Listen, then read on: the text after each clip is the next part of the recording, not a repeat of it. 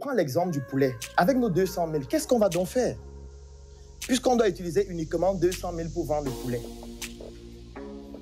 Première chose qu'on va faire, on ne va pas produire le poulet. Puisque ça ne sert à rien. C'est trop coûteux. C'est trop risqué. Ça fait trop dépenser. Ça fait perdre trop de temps. Laissons la rentabilité. Ça, c'est époumonnant. C'est risqué, c'est dangereux. Ça peut te faroter un AVC. Et tu peux te lever le matin tout seul mort. Tu te lèves le matin, tu arrives à la ferme, tu ouvres la porte, ils sont tous couchés. Tu fais quoi? Voilà un qui dit qu'il a été vite. Tu fais quoi? En général, ce que tu fais, c'est tu demandes, ils sont là depuis combien de jours? 30 jours. Tu les vends, brisés. À combien à cet âge? Au moins, c'est mieux que 0 francs. J'ai fait une vidéo une fois où je parlais des poulets morts, des porcs morts. Les gens riaient. Moi, ça m'amusait. Parce que je connais des gens qui finissent les poulets morts dans les restaurants, dans les hôtels, qui braisent en route. Vous pensez que si moi et ma femme, j'arrive un matin, je les ai élevés pendant 35 jours. J'ouvre, les 2000 sont morts. Je vais creuser une fosse septique pour les enterrer. Donc je n'aurai aucun stress. Et elle se m'a dit, mettez l'eau au feu. On va chauffer l'eau. On va déplumer. On va nettoyer. On va bien classer. Non, pas ça. En fait, il dit non, pas ça, alors que c'est ce que nous mangeons au quotidien. Pourquoi est-ce que je le dis? Parce que j'ai travaillé avec des éleveurs et tous le font, sans exception. Tous. Si un éleveur vient vous dire qu'il vient voir les poulets morts et il jette, il ment. Parce que quand tu vas, par exemple, ici à quoi? Tu vois un gars qui est en train de faire le poulet brisé au bord de la route. Comment tu fais pour savoir si le poulet est mort à la ferme ou si on l'a tué? Tu ne peux pas savoir. Est-ce qu'il y a des experts qui savent qu'en goûtant le poulet, non, je pense que le poulet, si... Le poulet, si on l'a découvert mort à la ferme.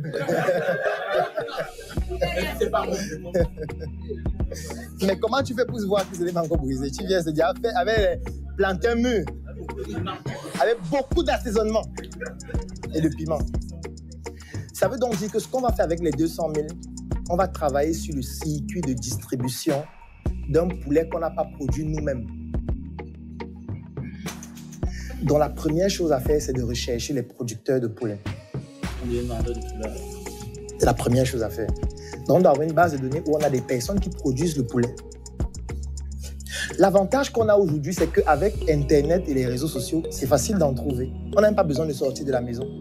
Si moi je prends mon téléphone, je fais un statut là maintenant, je dis, je recherche des producteurs de poulet, il y a des centaines de personnes qui vont m'écrire.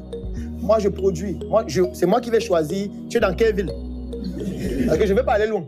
Je ne vais pas me déplacer pour aller prendre à Bonabéry ou à Yaoundé, non. Je veux quelqu'un qui est à côté de moi pour réduire mes coûts. Et dès qu'ils vont écrire, moi, je prends une base de données, je dis, donne-moi ton nom, ton numéro. Tu produis quelle quantité, je mets la quantité. Tu produis quel type de poulet, ferme, cher, je mets. Tu peux livrer en combien de temps, quelle quantité, je mets. La ferme est située où je mets la géolocalisation. En fonction de toutes ces informations, je lui dis, d'accord, je vais vendre tes poulets. Tu me donnes combien si je vends les poulets? Si je réussis à vendre 100 poulets par mois, tu me donnes combien? Tu me laisses à combien et tu me donnes combien? Si je réussis à vendre 1000 poulets en un mois, tu me donnes combien? Ou tu me laisses le poulet à combien? Moi maintenant, qu'est-ce que je fais? J'analyse ces coûts et je mets mes marges. Mais mon objectif n'est pas de gagner de l'argent avec les marges là. Les marges là, c'est pour amortir mon investissement. Ce n'est pas pour gagner de l'argent.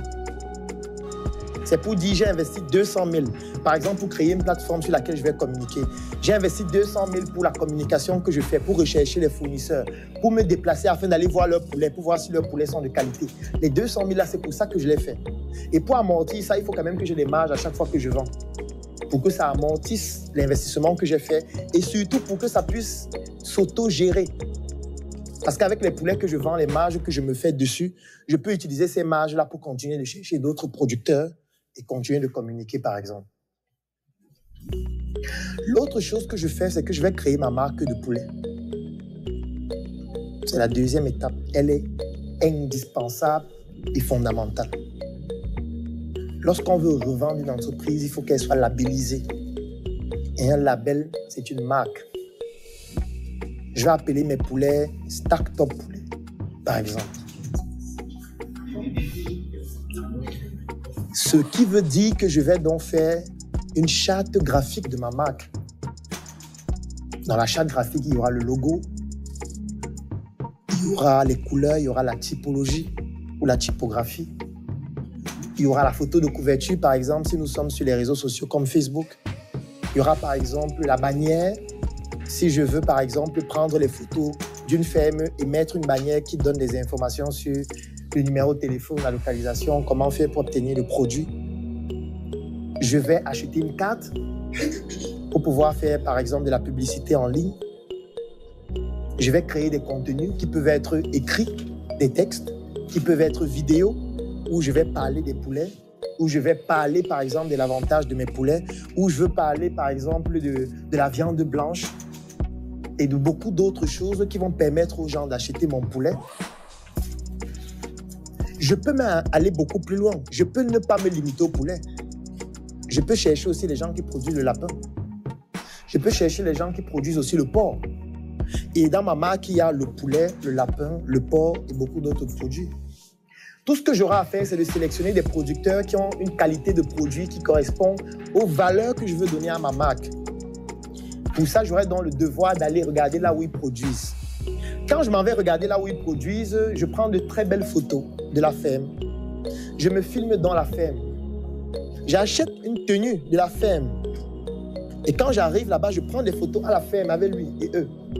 Je touche les porcs. Je me filme avec les porcs, je nettoie les porcs, je lave les porcs pour me rassurer qu'ils sont en bonne santé. Et le photographe sait ce qu'il doit faire. Je fais un reportage dans la ferme où je parle des porcs de ma marque en disant qu'ils sont traités de manière particulière, professionnelle, que nos porcs sont lavés chaque matin. Et pendant que je le dis, je suis en train de laver le porc. On dit, mais le gars lave le porc. Mais c'est inédit. Les porcs sont sales, eux ils lavent les porcs chaque matin. Mais on doit s'en inspirer, mais on doit manger ce porc, il est bio. Je vais me filmer dans une plantation de maïs pour montrer que même le maïs qu'on utilise pour alimenter nos poulets sont sélectionnés. Je vais me filmer avec les semences. Je vais me filmer en train de labourer le champ. Je vais louer un tracteur. Ou je vais aller dans une exploitation, il y a un tracteur. Je vais dire, mais attends, le tracteur, si je veux prendre une photo à l'intérieur, ça coûte combien? Il me dit 20 000 francs. Je dis, non, je veux juste prendre une photo. Je ne veux pas démarrer. Il dit, bon, ok, ça va. 10 000 francs. Je vais monter dans le tracteur, je vais me filmer. Et je vais écrire un texte dessus, où je vais parler de la production avec les tracteurs. Je vais raconter l'histoire de Startup Poulet,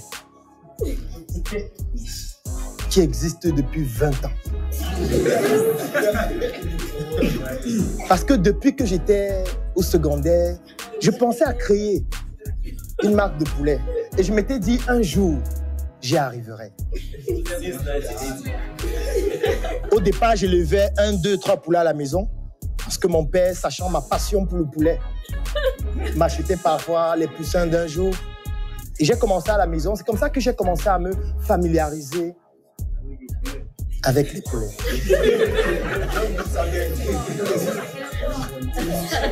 Mon logo existe depuis 5 ans, mais je réfléchissais comment faire. Je n'avais pas assez de financement, j'avais beaucoup de difficultés jusqu'au jour où j'ai trouvé l'astuce qui me permettait de pouvoir enfin collaborer avec des collaborateurs qui avaient des fermes. Qu'est-ce que je suis en train de faire? Je suis en train de raconter l'histoire de mes poulets, l'histoire de ma marque, à chaque fois en précisant les valeurs, en précisant comment est-ce que j'ai fait pour avoir cette idée, en précisant la spécificité et surtout en faisant en sorte que les gens ne s'attardent pas sur le produit, mais sur la valeur perçue que le produit ou le service transmet. Les gens ne viendront pas acheter Startup Poulet parce que c'est le meilleur poulet, ou parce que c'est le poulet qui est moins cher, ou parce que c'est le poulet qui est le plus gros. Non, ils achèteront ce poulet parce que c'est un poulet qui transmet un certain type de valeur. C'est un poulet qui est produit dans un certain type de normes. C'est un poulet qui a pour ambition de combattre la néocolonisation à travers les importations. C'est un poulet qui est le symbole du patriotisme économique. Et acheter ce poulet, c'est contribuer. Non, ça c'est trop vulgaire. C'est trop vulgaire. Je pourrais dire que ma mère...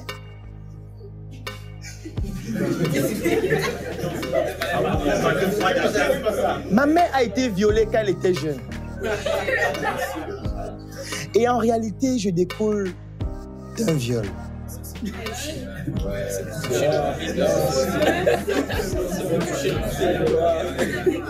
Et ma mère m'a raconté cette histoire quand j'avais l'âge de 17 ans. Et je me suis dit, il ne faut plus jamais qu'une femme soit violée dans ce pays. C'est la raison pour laquelle la responsabilité sociale de mon entreprise a décidé de s'engager, afin que pour chaque poulet vendu, nous puissions avoir 5% de l'argent qui est investi dans une association caritative qui lutte contre le phénomène des femmes violées. Donc à chaque fois que vous achetez un poulet, en réalité, vous êtes en train de contribuer à réduire le phénomène du viol des femmes. Et pour ça, nous avons créé une association qui a des actions humanitaires, sociales, et qui permet à ce que chaque femme puisse développer une certaine autonomie. Nos femmes sont même formées en Kung Fu.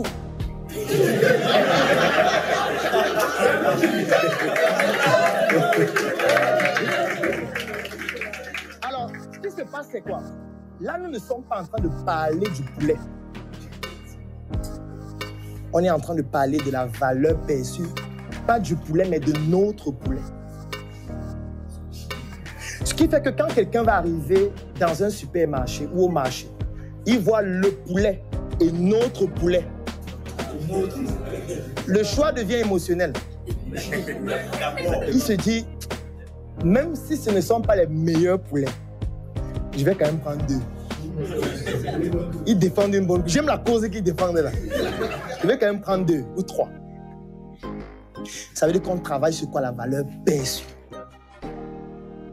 Et c'est donc comme ça que les 200 000 me permettent de développer le circuit de distribution. Le circuit peut se développer en ligne. Ça veut dire qu'on peut créer une page, on fait des communications que je suis en train de vous dire par rapport à ce produit. À la fin de chaque communication, on met un lien. Si vous voulez commander notre poulet, si vous voulez contribuer à développer notre œuvre, cliquez sur ce lien. Les gens cliquent, on leur demande leur nom, leur numéro, leur quartier, le nombre de poulets qu'ils veulent commander, ou le nombre de lapins, ou le nombre de porcs. Et quand ils remplissent le lien, non seulement on peut les contacter pour leur vendre, mais surtout, ça nous permet d'avoir une base de données avec les informations des personnes qui sont intéressées par rapport à nos produits et par rapport à nos services. Et chaque fois qu'on communique, on met ce même lien. Les gens remplissent. Chaque jour, on a 5 personnes qui remplissent, 10 personnes qui remplissent. Après 10 jours, on a 100 personnes. Après 30 jours, on a 300 personnes. Après 2 mois, 3 mois, 6 mois, on a 1000, 200, 2000, 3000, 5000 personnes qui ont rempli le lien. Ce qui nous importe, ce n'est pas de vendre le poulet. Ce qui nous importe, ce n'est pas de dire que par poulet, on a gagné 50 francs. Ce qui nous importe, c'est d'augmenter la proportion des personnes qui comprennent notre histoire, qui défendent nos valeurs et qui sont prêts à nous défendre si les personnes nous attaquent. Parce que estimant que ce que nous sommes en train de faire, c'est salutaire pour le continent, pas seulement pour le quartier, le Cameroun. Et tous les 800 000 dons qui restent, on va investir ça pour développer cette communauté. On va organiser des événements, on va faire des talks chaque semaine pour parler de notre projet, pour parler de nos poulets. On va produire une vidéo chaque jour pendant 1 an pour parler juste des poulets.